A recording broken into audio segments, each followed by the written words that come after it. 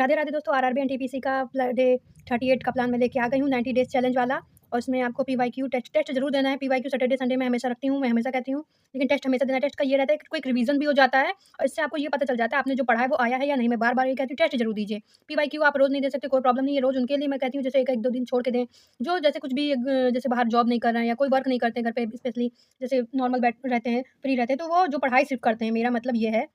तो 8 आवर से भी ज़्यादा अधिक पढ़ सकते हैं जिनके पास प्रॉपर टाइम है।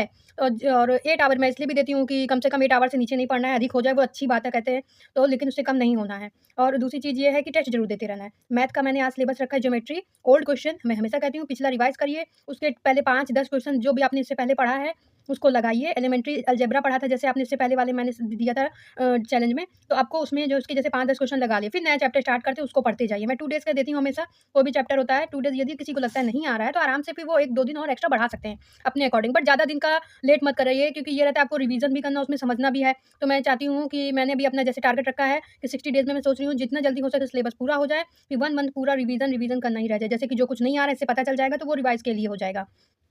बाकी भगवान जी की मर्ज़ी। प्रैक्टिस तो आप ही करना है, इसीलिए मैंने कहा है। रीज़निंग में मैंने मैथमेटिकल ऑपरेशन दिया हुआ है, ओल्ड क्वेश्चन प्रैक्टिस करनी है, पीवाईक्यू टेस्ट देना है। और साइंस में अणु, परमाणु ये एक दिन मैंने और दिया था, फिर संडे सैटरडे पढ़ गया था, तो ये दूसरा दिन इसीलिए आज।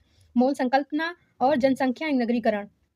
और आपका दूसरा हो जाएगा जीके करंट में न्यायपालिका, ये पॉलिटिक्स में है। स्वदेशी आंदोलन, मुस्लिम लीग, ये हमारा हिस्ट्री का है। कृषि एवं पशुपालन, ये हमारा भारत के ज्योग्राफी का है। और करंट अफेयर और लर्न करना है आपको ओल्ड, इसमें तो कोई ऑप्शन नहीं, इसको आपको लर्न करते चलना। मैंने हमेशा कहा नया कुछ पढ़िए उससे पहले पुराना रिवाइज करिए फिर नया पढ़िए। और पीवाईक्यू टेस्ट देना, टेस्ट जरूर देना। जो भी पुराना पढ़िए उसका ओरली टेस्ट दे दिए। जैसे आप पढ़ रहे हैं रिवाइज करें तो आंख बंद करके अपना रिवाइज कर लिया ऐसे, या आपको नहीं कुछ समझ में आ रहा है तो उसको छोटे बच्चों की तरह ये मत सोचिएगा, उसको लिख के याद कर लीजिएगा। नोट्स तो बनाते रहना है, कंपलसरी है उसको, तो ऑल सब्जेक्ट का नोट्स बनाना है ताकि कुछ भी समझ में ना आए आप तुरंत कॉपी ओपन करेंगे और आराम से देख सकते हैं। जैसे नोट्स तो हमें सब सारे सब्जेक्ट के लिए जरूरी है। ये मत सोचिएगा कि नोट्स उनके नहीं बनाने हैं, इसलिए जितना ज़्यादा हो सके, जैसा हो सके नोट्स ज़रूर बनाइएगा।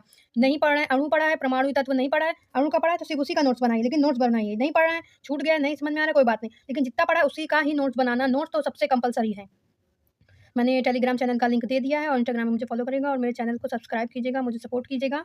मुझे बताइएगा कि अभी सैटरडे संडे में जिन-जिन लोगों ने अपना पीवाईक्यू दिया है, तो उनके कितने-कितने मार्क्स आए हैं, तो इससे लोगों को मोटिवेशन होगा। और अपना रॉन्ग, राइट जितना भी क्वेश्चन सही हुआ है, जितना गलत हुआ है, जितने टोटल मार्क्स आए हैं, कितने टाइमिंग में किया है, वो सब ज़रूर बताइएगा कमेंट में। राधे, राधे।